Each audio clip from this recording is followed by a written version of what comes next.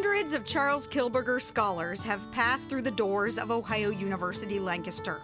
Kilburger's face is etched on the scholarship wall in Brazy Hall, but scholarship recipients know little about the man who put them through college. He valued education. He sincerely did. He thought that that was the secret to not only success, but to the betterment of society. The story of the Lancaster businessman starts at the corner of Union and Forest Rose in Lancaster. John Kilburger, who was Charles's father, was born here in 1866. And it's interesting, I think, that he began working at some point for Becker Brewing Company. And then later, he broke off and started his own ice and coal business. Then later comes back, purchases the ice building, and is back on the corner where the brewery was and where he originally started. Not much of the original brewery and ice plant remain today. Large fires in 1912 and 1956 destroyed most of the buildings. But back in the early 1900s, this building and what was located underneath it became an important part of the community. Under this property, I guess I didn't mention, but earlier when it was a brewery, they kept going down into cellars at different levels where they would store the beer and or then the ice in later years. And so there was a lot of space underground in addition to what was up on top of the building. That ice plant was very successful.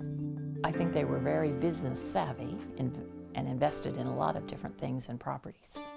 When Charles was born in June of 1892, his father John was working at Becker Brewing Company. In 1910, John broke off on his own and founded Crystal Ice and Coal, which delivered all its ice and coal by horse and wagon. Charles was involved at an early age because he would spend his hot summer days at his father's ice house, partly to work and partly to keep cool. So I think that's interesting. In 1912, Charles graduated from Lancaster High School and a few years later started working with his dad at Crystal Ice and Coal. But John Kilburger had bigger plans and was watching what was happening at the old brewery on the corner of Union and Forest Rose closely.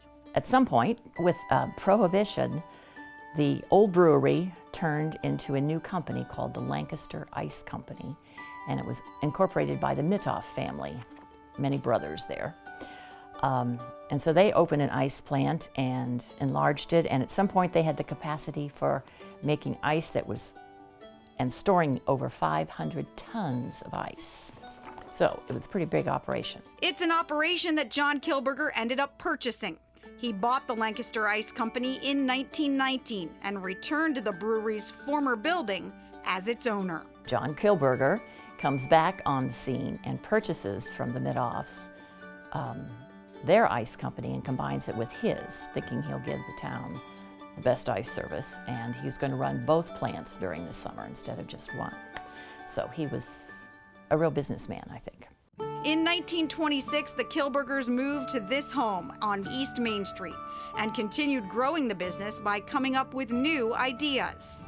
I think John and Charles kept reinventing themselves because when Prohibition ended in 1934, thinking that they could brew again, they started the Lancaster Brewing Company.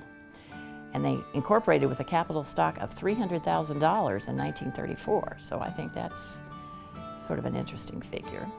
And they operated in the same building as the original brewery. The first brews were made available to the public in July 1934. John was the company's president and plant manager. Charles was the secretary and treasurer. One of the primary beer brands was called Forest Rose Lager. But beer wasn't the only new venture for the Kilburgers. In the late 1930s, they entered the new frozen food industry. They started on this other building to the south of the original brewery, and it was a frozen food plant, and they named it Froze-N Food. John Kilburger died in 1944, and Charles became the head of the company. He carried on in his father's footsteps by entering into new, innovative business ventures. In 1944, he partnered with Raymond Snyder to start Snyder Electric Company. In 1945, Crystal Ice and Coal became one of the first ice companies in the country to install an automatic ice dispenser. And in the late 1950s, Charles partnered with attorney Kermit Sitterly to build the Kroger East Main Street Shopping Center. Charles Kilburger was president and Kermit Sitterly was the secretary-treasurer of what became the Main Shopping Center Incorporated Company. So they started planning for East Main Street and that whole development that we just take for granted today, and put Kroger's there, and they opened in January of 1960.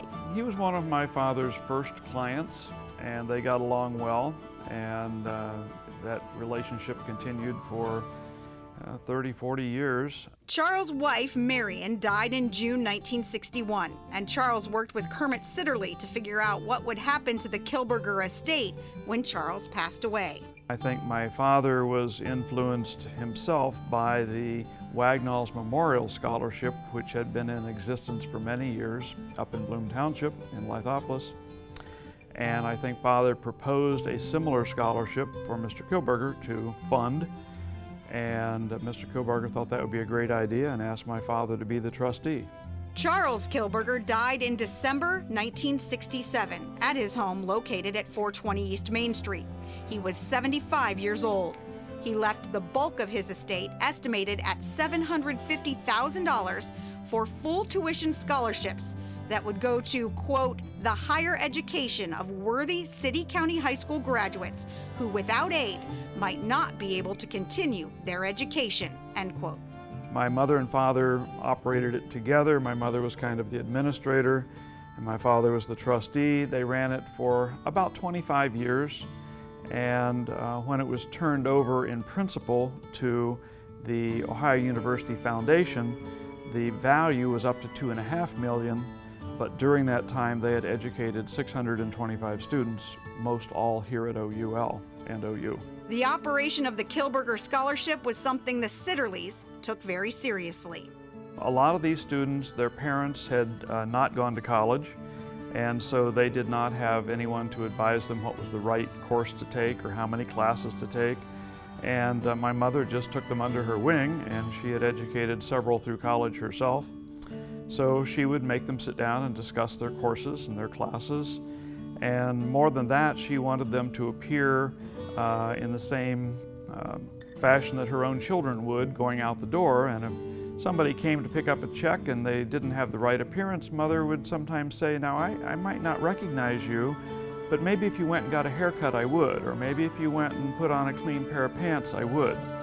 So she got them to understand that appearance was part of making a profession or a career. You have to impress people appropriately, including your teachers. The Sitterlys also kept a promise they made to Charles, which was to ask each scholarship recipient to bring their knowledge back to Lancaster to make the community a better place. It's a promise many kept, and the impact of the scholarship will likely be felt in Lancaster for decades to come.